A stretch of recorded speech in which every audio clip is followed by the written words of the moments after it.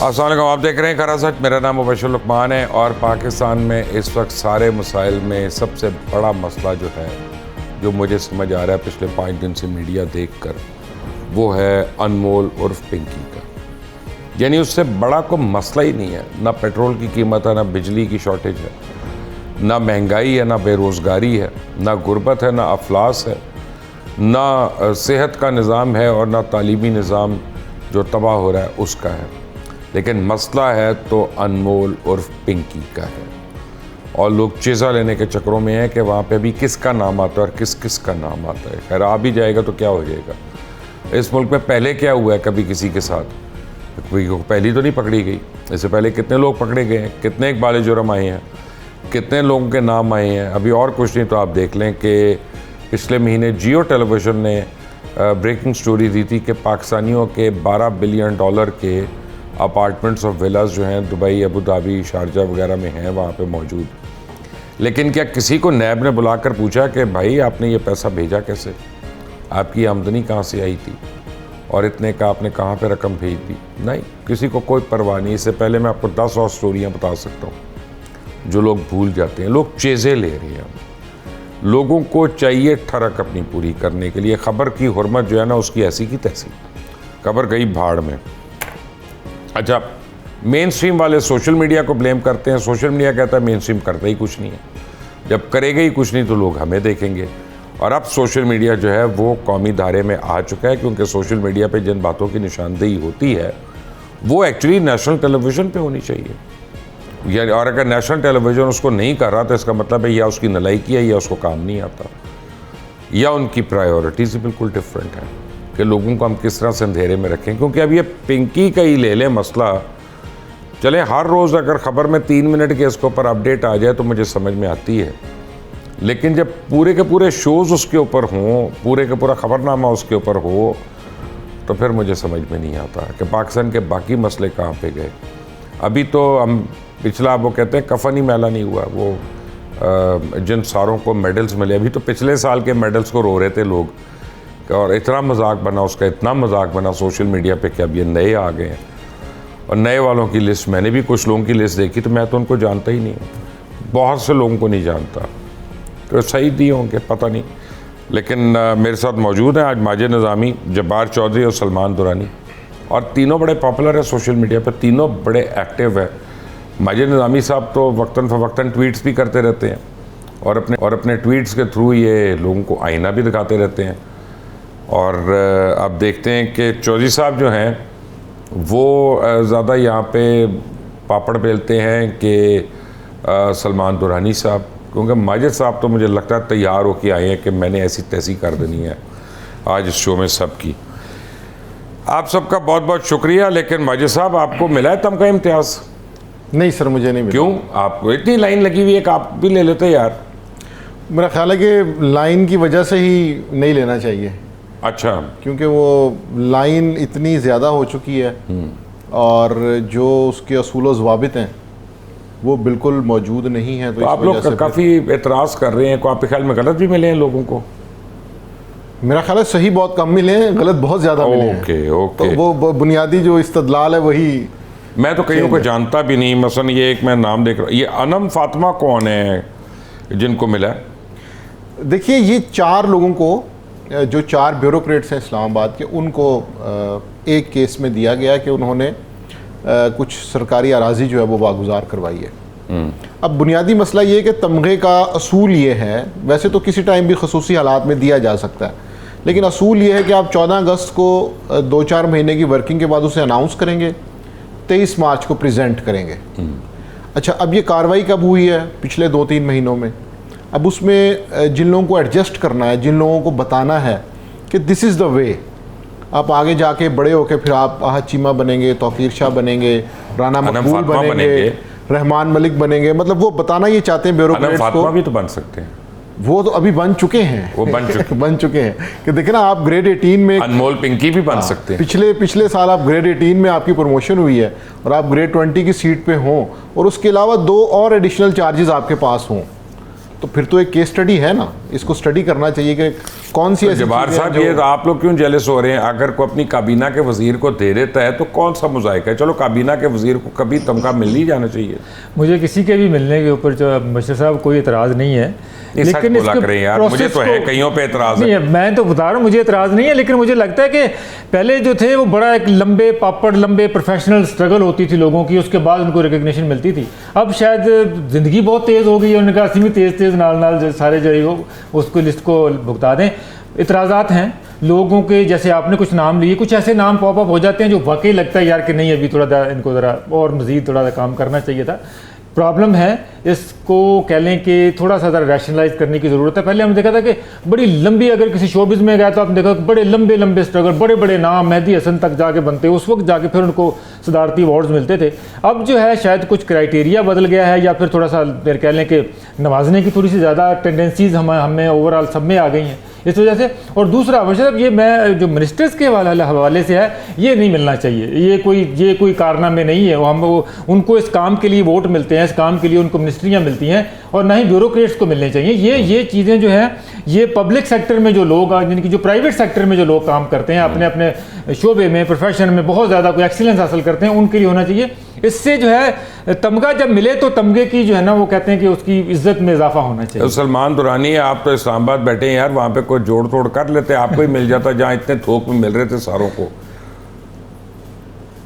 मुबशर साहब, असल में मसला ये है कि ये अब इतनी वाफर मिकदार में बट रहे हैं तमगा इम्तियाज़ के, अब मुझे डर है कि ये कहीं कबाड़ में से आपको मिलेगा, या वो नहीं लोयल एलन वाला जो आपके घर के बाहर आके आवाज़ लगाता है, उसमें भी ये कि इजाफ़ा हो जाएगा कि तमगा इम्तियाज़ के ते ले लो।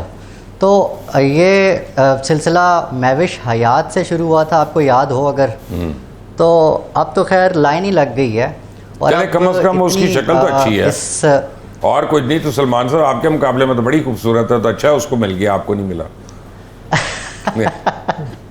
ये तो है, लेकिन खैर अब तो खैर मैंने इतनी नॉन सीरियस हो गई है ये बात, तो अब तो मैंने लिस्ट भी नहीं देखी कौन है कौन नहीं है। बस एक हदीका क्यानी का नाम सामने आया था जो बड़ी वेल डिजर्विंग नहीं, लेकिन उसको तो 20 साल पहले मिलना चाहिए था, उसको तो 20 साल पहले मिलना चाहिए था। लेकिन चले रिकॉग्निशन जब भी मिल गई, लेकिन मैं आपको अगेन ये कह रहा हूँ तमगा इम्तियाज़ की अब वो रिकॉग्निशन रह नहीं गई है, अब वो उसकी वक़्त रह ही नहीं गई कि इसको इतना इंपॉर्टेंट लिया जाए।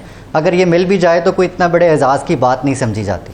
यार आप लोग को तमगा इम्तियाज़ नहीं मिल रहा माजिद, वो मैंने सुना है मिठा जी की स्टोरी सुनी है सोशल मीडिया पे, को पार्लियामेंटेरियन के बेटे को डिप्लोमेटिक पासपोर्ट मिल गया और उसने जाके पॉलिटिकल असाइलम अप्लाई कर दिया। ये क्या स्टोरी है यार?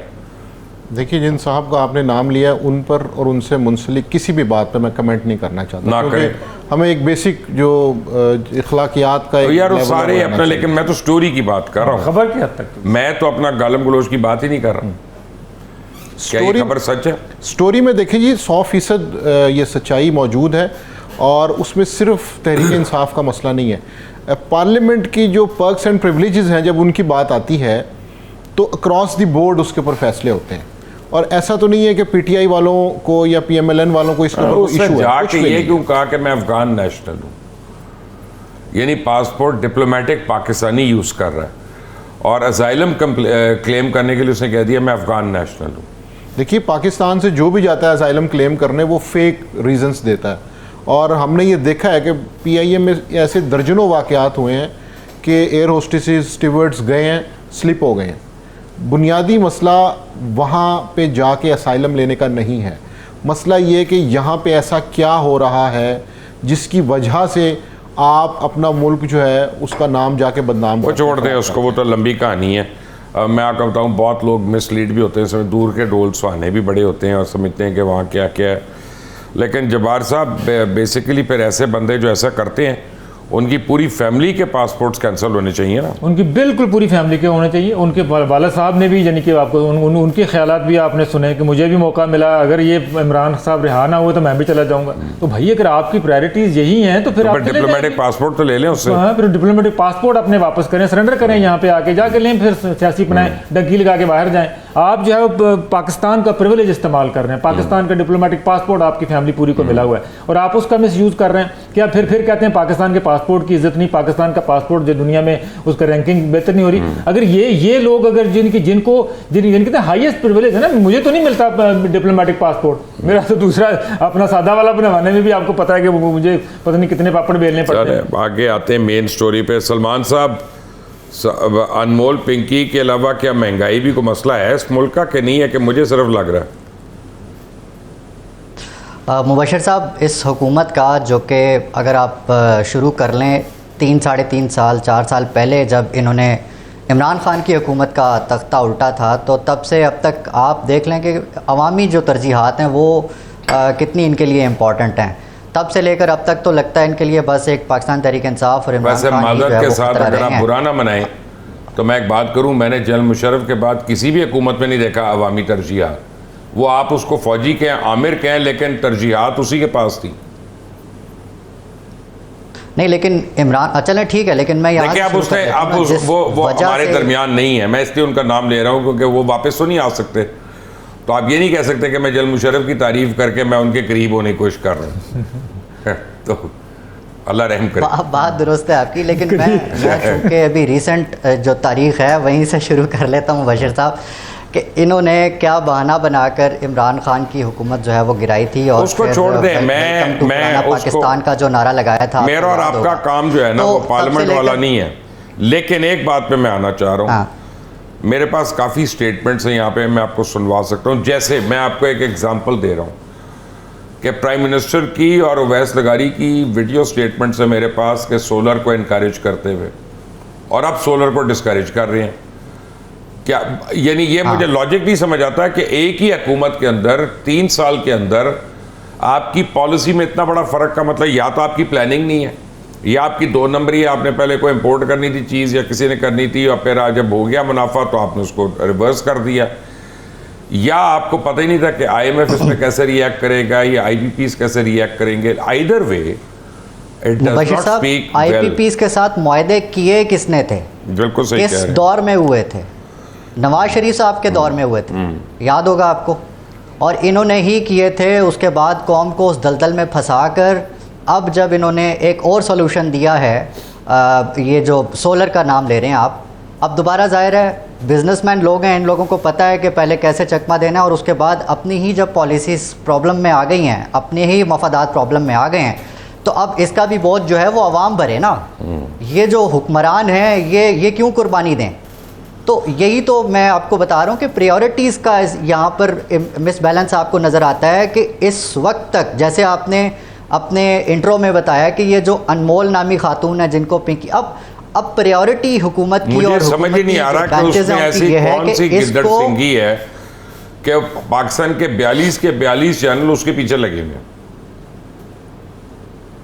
मुबशर साहब यही कहने की कोशिश कर रहा हूँ, प्रायोरिटी इनकी यह है कि उस पूरे मामले को बनीगाला और इमरान खान से जोड़कर किसी कंट्रोवर्सी का हिस्सा बना दिया जाए और बस बयानियों पे खेला जाए। देखिए, एक मेरी बात सुने, आप फ़र्ज़ करें मैंने कह दिया कि जी सलमान दुरानी जो है ना वो उसके क्लाइंट है, या वो खुद भी कह दे, वो कहने में और प्रूफ करने में ज़मीन आसमान का फ़र्क है। मैंने कह दिया यहाँ पे कि वो तो उसने पानी फेर दिया ना इस पूरे बयानिए पे। नहीं, वो ठीक, उससे फर्क नहीं पड़ता। बयानिए पे खुद ही पानी फेर दिया। मैं आपको एक बात बताऊँ, वो बयानिया था ही नहीं, वो बयानिया था ही नहीं। आप इसको भी देखें, मैं आपको बताऊँ, ये एक दूसरे को लड़ाने की बात है कि मैं और आप इसके होते हुए भी महंगाई से दूर हो गए, हम आप इस बात के होते हुए भी पेट्रोल की कीमत से दूर हो गए, हम उसको डिस्कस कर रहे हैं। आप ये देख लें कितना खौफनाक वो अपना स्ट्रेटजी है।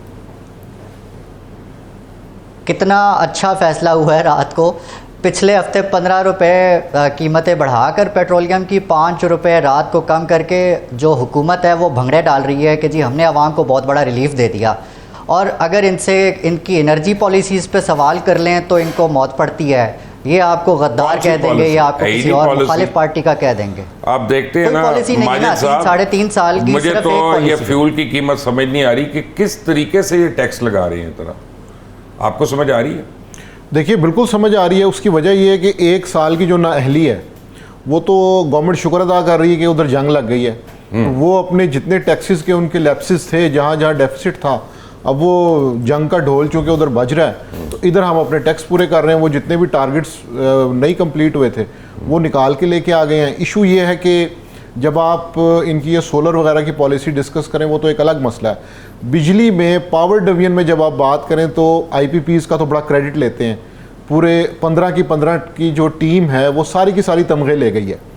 5 को सितारा इम्तियाज़ मिला है, 10 को तमगा इम्तियाज़ और 1 को हिलाल इम्तियाज़ लगारी को साहब बच तो नहीं किया? नहीं, मेरा ख्याल है वो 16 के 16 एडजस्ट हो गए। जो शुक्र है यार, अपना किसी का हक नहीं बचा। अब कारनामा उनका क्या है कि जी आप ये नहीं कह सकते कि जी उन्होंने IPPs को सेटल करने के लिए नया कर्जा लिया है। उसको उन्होंने नाम दिया है कि जी 700 अरब 1225 अरब रुपए की इजी फंडिंग। उसको कर्जा कहेंगे तो गवर्नमेंट माइंड कर जाती है, तो वो इजी फंडिंग लेके 1200 अरब रुपए की 2400 अरब का कर्जा ये उतारने चले हैं, और टोटल जो IPPs का बिल है वो 3400 अरब पे पहुंचा हुआ है। तो मेरा ख्याल है बहुत क्लैरिटी है उनमें। ये जितने भी नंबर्स हैं वो तो शुक्र है ईरान की जंग हो गई तो हम इधर से टैक्सेस लगा के वो डेफिसिट पूरा कर रहे हैं। चौई साहब ये क्या सुना रहे हैं सर? ये मैं आपको पावर सेक्टर कर दिया मैं सर आपको ना अनपॉपुलर एक अपना ओपिनियन देता हूँ इसके ऊपर, क्योंकि मैं अभी लकीली रिसेंटली लम्स के अंदर मैं एक पूरी पावर स्ट्रक्चर के ऊपर ना पूरी एक वर्कशॉप एक अटेंड करके आया हूँ। पाकिस्तान का जो हमें बताया गया वहाँ पे जो फिगर्स मेरे सामने, इतनी बड़ी बड़ी किताबें 2-3 मैं पढ़ चुका हूँ 3-4 दिन से ना, पिछले दिन सिर्फ इसी मामले सोलर के मामले। हाँ, ये अंग्रेजी में थी, कोशिश की तो बड़ी चैट GPT आजकल जो है ना वो कह देती है, आप तस्वीर रख के बता देती है आपको क्या क्या लिखा हुआ है, सरप्राइज भी कर देती है। बड़े बड़े आजकल टेक्नोलॉजी का थोड़ा फ़ायदा भी उठा रहे हैं ना, हम तो वैसे ओल्ड स्कूल जनरेशन है। पाकिस्तान का सबसे बड़ा मसला ये IPPs का, ये बड़ी फैंसी टर्म है ये कैपेसिटी पेमेंट की। मैंने जब पॉइंट ब्लैंक सवाल किया, मैं कहा हम समझाते थे वो है की चीज़ है। वो कहते हैं ऐसा है कि पाकिस्तान की जो टोटल जो पाकिस्तान की कंजम्पशन है ना औसत, वो है 8 से 10 हज़ार मेगावाट पूरे साल की, लेकिन सिर्फ 2 महीने के जो गर्मियों के 2 महीने इसमें जाके टच कर जाती है 25 से 26 हज़ार मेगावाट। तो हुकूमत को वो 2 महीने की पूरी हमारे घर ठंडे करने के लिए ना वो पूरा साल जो है वो पूरी तरह उसको उस लेवल के ऊपर उसने पावर प्लांट लगाने पड़े। तो अब उनकी जो है वो पेमेंट है ऐसे ही है जैसे कोई आप कहने मैंने मरी जाना है अपना 4 महीने बाद, तो आप एक बस किराए पे लेके ना उसको खड़ी कर दें बाबू साहब के ऊपर कि जो मेरा दिल करेगा मैं चला जाऊँगा, पर जाना मैं 4 महीने बाद है, तो वो किराया जो है वो आपको पे करना पड़ रहा है। इसमें प्रॉब्लम ये है कि जो लोग जिन्होंने बस खड़ी कर रखी, जो महीने ठंडा करते हैं AC अपना, वो तो अफोर्ड करते हैं, वो तो दें, लेकिन जो लोग जिनके घर में AC भी नहीं है, असल प्रॉब्लम जो है उनका हल निकाला जाना चाहिए। असल में पिस वो नहीं। मुझे एक बात बताएं, बिजली चोरी का क्या कसूर है फिर लोगों का? वो तो चोरी तो रोकना हुकूमत का काम है ना। बिल्कुल, ये यहाँ पे आगे फिर वो नकवी ने स्टेटमेंट दी थी, पता नहीं कितने लाख ये यूनिट करोड़ यूनिट चोरी हो रहे हैं, तो भाई तुम इंटीरियर मिनिस्टर को पकड़ लो। ये पावर सेक्टर वाले फिर जाके जो फेडरल गवर्नमेंट वाले हैं ये फिर आके डिस्कोज पे डाल देते हैं जी कि डिस्को की प्रॉब्लम है, हम उनको प्राइवेटाइज कर रहे हैं। सोल्यूशन किसी के पास कोई वाइबल है नहीं। प्रॉब्लम सिर्फ ये है कि हमारा पावर स्ट्रक्चर जो है शुरू से जो पॉलिसीज़ हैं वो बहुत कॉम्प्लेक्स हैं। हमारे जो घरों की जो ड्राफ्ट है ये भी है कि हमें जो वो साथ सबसे बड़ा प्रॉब्लम ये कि जो ग्रेजुअली डिमांड बढ़नी चाहिए थी, जो कि फोरकास्ट की गई थी कि इंडस्ट्री लगेगी, CPEC आएगा, वो नहीं बढ़ पाई। अगर वो बढ़े, अगर टोटल हमारी जो डिमांड है वो 16, 17, 18 हज़ार एवरेज चली जाए तो ये कैपेसिटी पेमेंट सारा मामला ख़त्म हो जाए। सलमान साहब ये मुझे बताएं कि सोशल मीडिया पे आजकल इश्यूज़ क्या हैं? मुझे ट्रेंड्स ना बताएं। ट्रेंड तो रोज़ ऊपर नीचे हो सकता है, कोई ना कोई एक नया आ सकता है, लेकिन जनरली पिछले 3 महीने से क्या इश्यूज़ चल रहे हैं? ये नैरेटिव मेकिंग ही है मुबशिर साहब। मुख्तलिफ पार्टियां अपने नैरेटिव टो करती हैं और हमने देखा है पिछले 2-3 महीने में पाकिस्तान तहरीक इंसाफ के अपने ही लोग जो हैं वो आपस में लड़ते दिखाई दिए ज़्यादातर, और नून लीग वालों के लिए भी बयानियों पे खेलना ही इम्पॉर्टेंट है, क्योंकि पिछले 3 साल से इनकी हुकूमत बयानियों पे ही खेल रही है। इसके अलावा पॉलिसी तो कुछ नजर नहीं आती। बड़ी लड़ाइयाँ हो रही हैं, सामने आ नहीं रेत का पहाड़ है। मैं जानता हूँ बड़ी लड़ाइयाँ हो रही हैं, सिर्फ आपकी जो हमारी तो ये कब आपकी हर दिल अजीज़ जो हैं मोहतरमा अज़मा बुखारी साहिबा, मैं आपको बता नहीं सकता पंजाब की काबीना के कितने लोग उनके ख़िलाफ़ हैं। हमारे से मिलते हैं, क्या बातें करते हैं, सामने नहीं कहते। तो मैं वैसे ही अब ये तो नहीं कहूँगा किस किस ने कहा, लेकिन अल्लाह ताला अज़मा बुखारी को सेफ रखे, मैं यही कहूँगा। तो नून में भी बड़ी लड़ाई है, कहने का मतलब बस वो एक रिसेंटली भी बड़ा एक अहम वाकया सामने आया था, वो बिलावल ने डांट दिया अपनी एक अहम वो उसको रहनुमा। छोड़ दें, अभी उस पर आते हैं। मेरे तीनों मेहमान मेरे साथ ही हैं, तीनों सोशल मीडिया इन्फ्लुएंसर्स हैं। आज यहाँ पे कोशिश कर रहे हैं कि मेरा शो ही बंद हो जाए किसी तरह, कोई ऐसी बात कर दें बस। सलमान दुरानी, मुझे जनरली बताएं कि इश्यूज़ क्या हैं हमारे। सोशल मीडिया पे डिस्कस करने के लिए मैं आपको बता रहा हूँ, सिर्फ नैरेटिव बेस्ड ही बात होती है। मसाइल पर वहाँ भी बहुत कम बात हो रही है, जो असल मसाइल हैं, जो एक मिडिल क्लास का मसला है। मुबशर साहब, अगर आप मुझे अलाउ करें, मैं आपको बताऊं कि जो सबसे बड़ा इस वक्त इशू है जिस पर बात करनी बहुत ज़रूरी है, वो ये कि एक मिडिल क्लास जिसकी सैलरी कांस्टेंट है, वो कैसे फ्यूल की इतनी बढ़ती हुई क्राइसिस को आगे वो करेगा। उसकी तो सैलरी, उसकी तो क़ुव्वत ख़रीद जो है वो तो उतनी है। पेट्रोल बढ़ता जा रहा है, महंगाई बढ़ती जा रही है, उसकी जो ज़िंदगी है वो तो अजाब बन गई है, जहन्नुम बन गई है। तो वो आगे कैसे सरवाइव कर पाएगा? आज 400-420 रुपए अगर ये पेट्रोल है, कल को खुदा न खासा 700-800 तक चला जाता है। इस क्राइसिस में एक मिडिल क्लास आप छोड़ें, जो लोअर क्लास आदमी है वो क्या करेगा? मुझे तो मुझे ये छोड़ तबाही दें। है मुझे जिसके मुझे ऊपर जो है- आप लोग, असल में आपका एक प्रॉब्लम है सलमान, आप लोगों की एज बड़ी यंग है तीनों की मेरे मुकाबले में। तो अल्लाह का शुक्र है कि मेरे बच्चे ज़रा बड़े हो गए हैं और उस स्टेज से निकल गए हैं कि जहाँ पे मैं उस तरह की बात करूँ। लेकिन मैं आपको लिख कर देता हूँ कि जिसके 3 बच्चे घर में हैं ना, और उसके एक बूढ़े माँ बाप उसके साथ हैं, और उसने उनका इलाज भी कराना है और उनको स्कूल पढ़ाना है, 5 लाख रुपए भी इनफ नहीं है इनकम। अब मैं आपको एक 5 लाख का मतलब लो मिडिल क्लास है, और हमारे हुक्मरानों को इस बात का एहसास ही नहीं है। यही चीज़ें मुबशर साहब डिस्कस होनी चाहिए, लेकिन नहीं, अगर हम करते हैं तो हम मुल्क के गद्दार हो जाते हैं। हम सिस्टम को चलने नहीं देना चाहते, हम पे पीके लगते हैं और फिर मामला मैंने तो परसों इख्तलाफ की तरफ चला जाता है। परसों जो प्रोग्राम किया था टीवी पे, मैंने माजिद साहब, मैंने दुआ मांगी, मैंने अपने सारे शुरकाओं को कहा कि यार मुझे याजूज माजूज का नंबर दो, उनको कॉल करें या तो खा जाएंगे सानू, वही आके चटलन जो भी करना है, क्योंकि वरना ये तो वही हमें आप जल्दी क़यामत लाना चाहते हैं, ऑलरेडी ऑन द वे आ ही गई है। और देखिए, आप जिसके घर में खुदकुशी हो रही है, ऑफ कोर्स वो क़यामत, उसके लिए क़यामत है। बिल्कुल क़यामत। मेरा और आपका तो चले हंसी मजाक हो जाएगा, लेकिन लोगों की ज़िंदगी, आज का दिन कैसे पूरा होगा? अभी सहीवाल में की है ना वो खुदकुशियाँ, बिल्कुल प्रॉब्लम तो अब इसमें देखें, बुनियादी चीज़ क्या है कि हम नंबर्स को नज़रअंदाज कर देते हैं। एक अवामी बात तो होती है कि जी अवाम मुश्किल में है, परेशानी में है। जो नेशनल लेवल के फिगर्स हैं उसमें यह है कि पाकिस्तान का 80% जो तबका है, उसका जो मीटर का बिल है वो 400 यूनिट से नीचे है। ठीक है जी, इससे आप अंदाज़ा लगाएं कि वो किस सिचुएशन में होगा कि जिसका महीने का बिल भी 400 यूनिट से नीचे है, उसके घर में क्या होगा? पंखा होगा, फ्रिज भी हो सकता है, हो ना हो। अच्छा, शायद पानी की मोटर हो। उसके साथ आप इसको आप कनेक्ट करें कि जो वर्ल्ड बैंक की रिपोर्ट है वो ये कहती है कि पाकिस्तान की 88% जो आबादी है वो 70,000 रुपया महीना या उससे कम कमाती है। तो अब एक 88% आबादी अगर 70,000 रुपया महीना कमा रही है, और आप अभी 2 मिनट पहले कह रहे थे कि जी 3 बच्चों वाली फैमिली के लिए 5 लाख रुपया चाहिए, तो उसका जो इम्बैलेंस है जो इसमें क्रिएट हो रहा है वो कितना बड़ा है। और FBR ये कहता है, FBR ये कहता है कि जो 11 लाख रुपया महीने का कमाता है वो पाकिस्तान की एलीट है। तो जो 88% जो 17,000 रुपया कमा रहे हैं, उनकी ज़िंदगी जो है वो कैसे गुजर रही है, इसके ऊपर बात नहीं होती। तो चले जवार साहब, इसको छोड़ दें अब, तो कोई बात नहीं करा, हम क्या करें? पीरा फोर्स पे कर लेते हैं। पीरा फोर्स अच्छा काम कर रही है, पीरा फोर्स अच्छा काम कर रही है, लेकिन उसको ट्रांसपेरेंट बनाने की ज़रूरत है, उसको रेगुलेट करने की ज़रूरत है। बेहतर कि वो जो एक्सेस कर जाती है, तो उसके लिए पीरा 2 बना दें। पीरा 2 ना बनाएं, कम से कम इनके ऊपर कोई फोर्स, कोई अपना ओवरसाइट तो रखे ना इनके ऊपर। जैसे वो बात की गई थी कि इनको कैमरों से बॉडी कैम लगाएंगे, क्या वो लग गए पूरी तरह? क्या वो उनकी रिपोर्ट्स आ गई? देख ली। अभी हमने देखा कि सुथरा पंजाब में से देखें, वो खुद उन्होंने कहते हैं हमने खुद पकड़ी, लेकिन करप्शन तो देखे उसमें भी हुई। तो ये वाली जो करप्शन है हमने देखा। अभी जो दुकानें मतलब इनको कोई इशू दे दें, अब 8 बजे दुकानें बंद हैं, अब पूरे पाकिस्तान में जब दुकानें खुली भी हुई हैं, लेकिन पीरा फोर्स वाले भी अपने काम कर रहे हैं, वो दुकानों को शटर नीचे गिरा के अंदर से वही सब कुछ काम हो रहा है। तो ये चीज़ें ओरिजिनल कैसे इसको सलमान साहब, आपका वास्ता पड़ा है पीरा फोर्स से? नहीं, वही मैं आपसे पूछने लगा था, आपका पड़ा है? आपने कभी कोई फोर्स को किया है? कोई काम पड़ा है इन लोगों से आपका? क्योंकि सुना है कि बड़ी करप्शन की कहानियाँ हैं।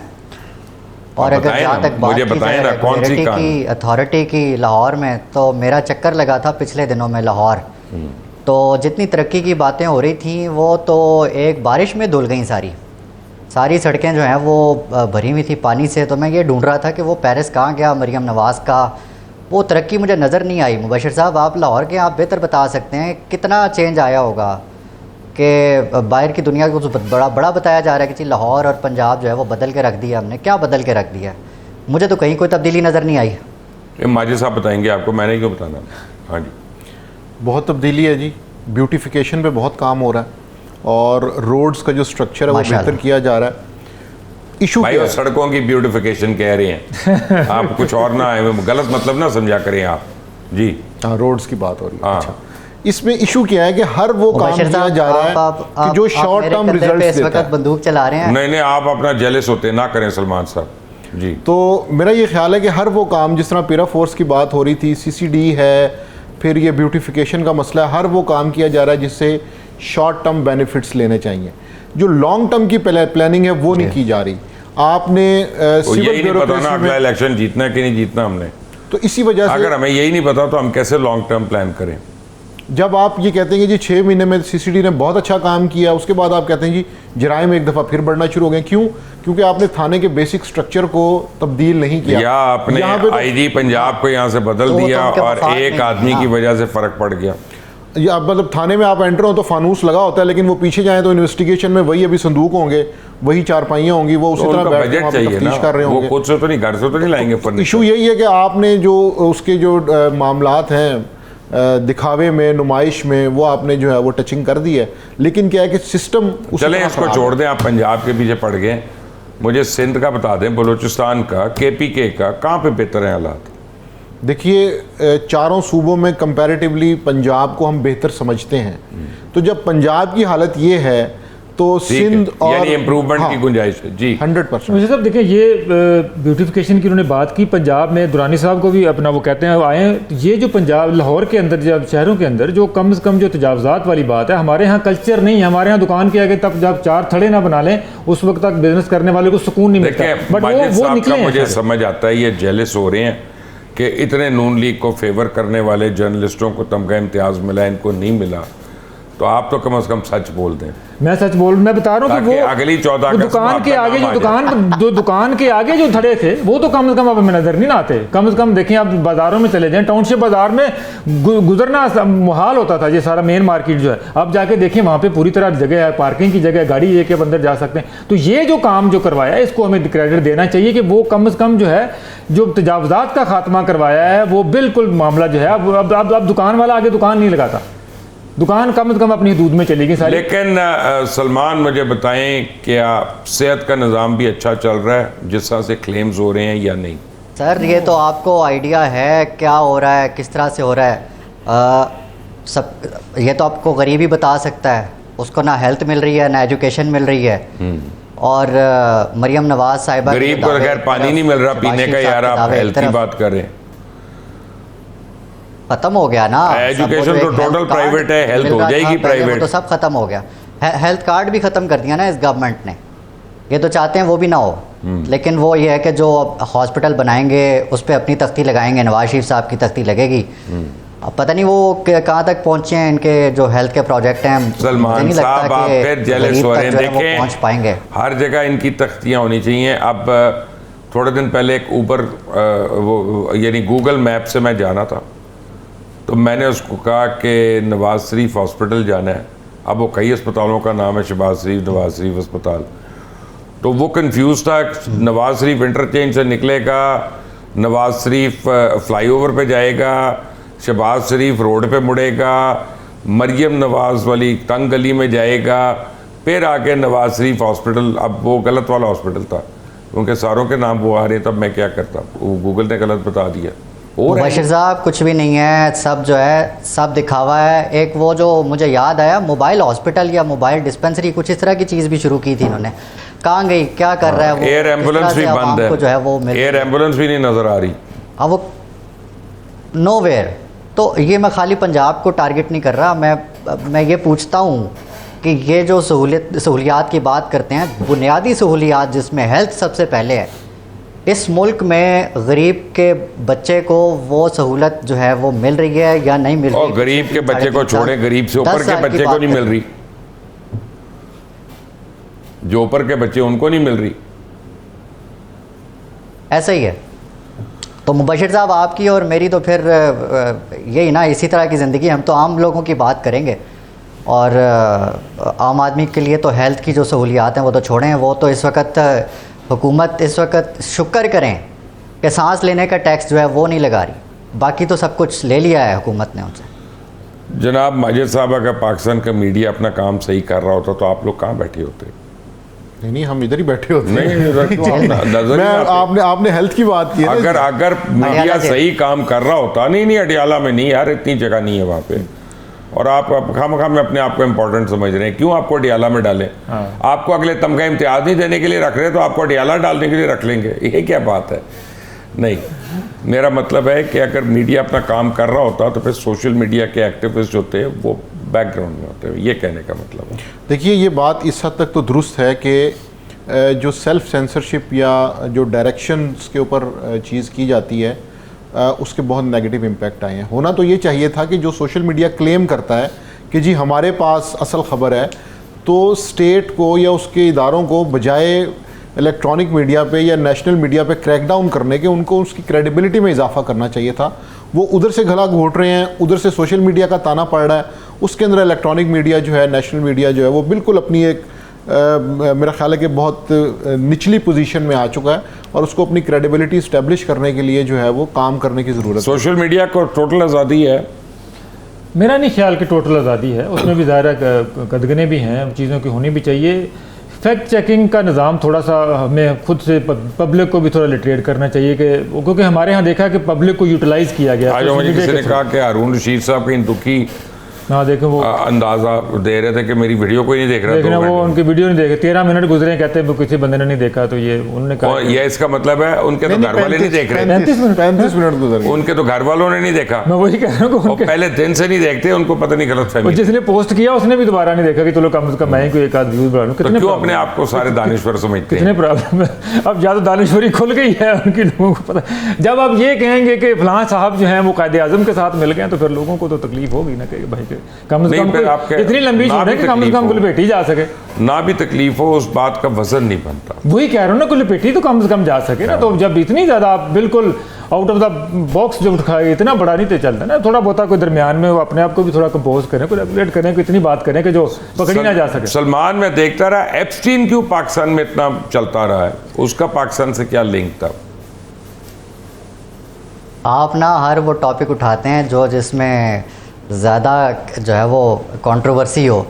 मुझे तकलीफ पता है कि इस बात की हुई है, आपने फायरवॉल की बात नहीं की मुबशिर साहब। मैं आ रहा हूँ अभी, आऊँगा, जो कि बड़ा इंपॉर्टेंट है, कौम के अरबों खरबों मैं उसके पास एक मिनट, उसके पास शोज भी कर चुका को कंट्रोल करना था सोशल मीडिया। और सलमान साहब, मैं उसके पास शोज भी कर चुका हूँ, आऊँगा मैं फायरवॉल पे। आगे चले खुश हो जाए, नहीं हो सका। एप्स्टीन की बात बताएं। नहीं, हो ही नहीं सकता था, हो ही नहीं सकता था। एप्स्टीन इधर बड़े खुले हुए ने मुबशिर साहब। अच्छा, तुसी की गल करदे हो, दसो ना। हाँ, तो ये सोशल मीडिया की जहाँ तक बात है ना, आपने कहा कि जहाँ तक जो किरदार मीडिया अदा कर सकता था, अगर वो करता तो सोशल मीडिया इतना रेलेवेंट ना होता। मुबशिर साहब, ये एक अलग सब्जेक्ट है, सिर्फ पाकिस्तान का नहीं वर्ल्ड वाइड है, जहाँ पर मेन स्ट्रीम मीडिया वाकई रेलेवेंट हो गया है और सोशल मीडिया की ही मदद ले रहा है। मेन स्ट्रीम मीडिया भी इस वक्त जो है वो रेलेवेंट होने की इस हकीकत को हमें कबूल कर लेना चाहिए। That's true. अगर हम इस चीज़ को खाली सिर्फ एक पार्टी से वो करके कहें कि नहीं जी वो खाली, वैसे एक मैं आपको बात बताऊं कि that is partly true, not totally true.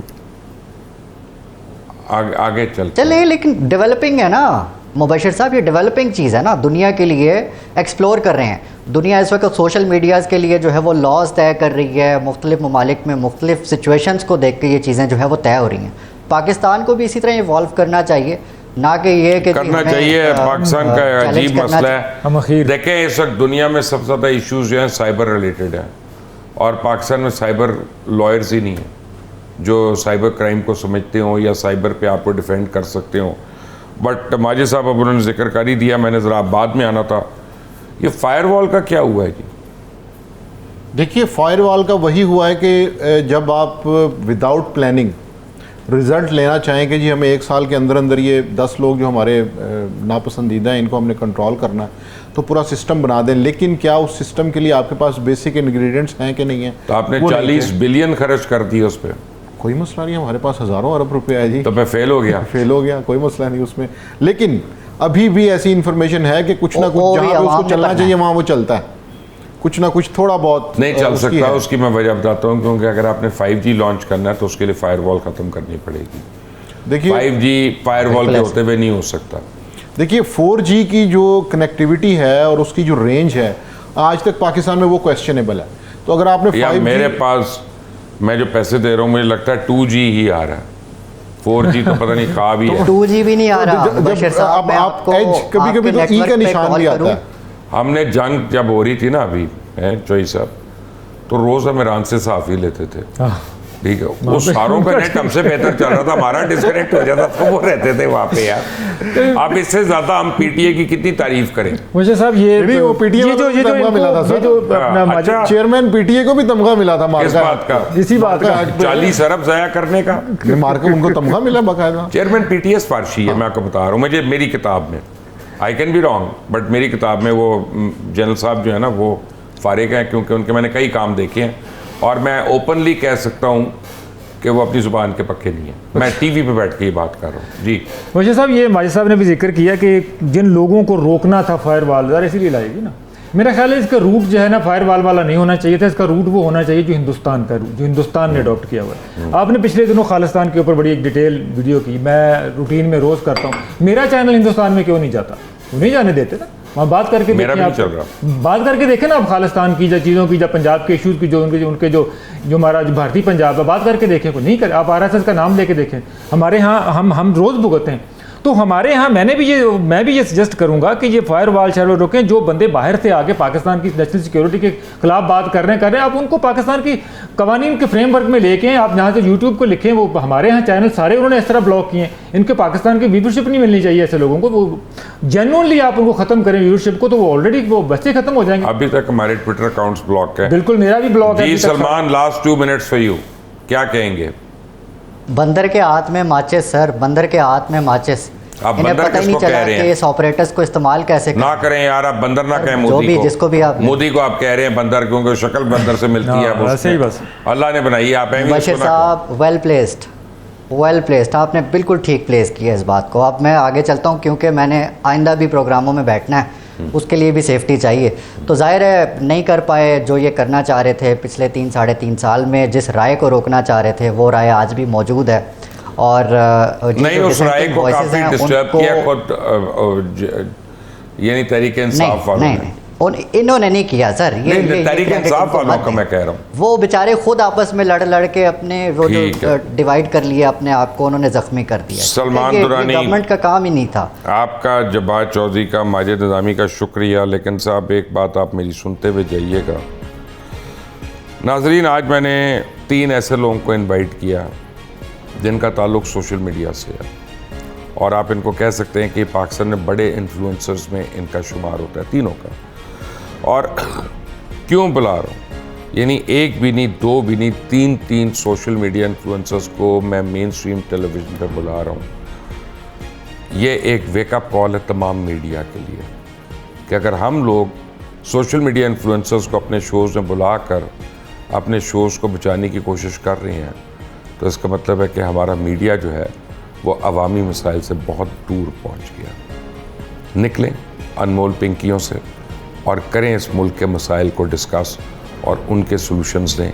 यही आज का खरा सच है। अल्लाह हाफ़िज़।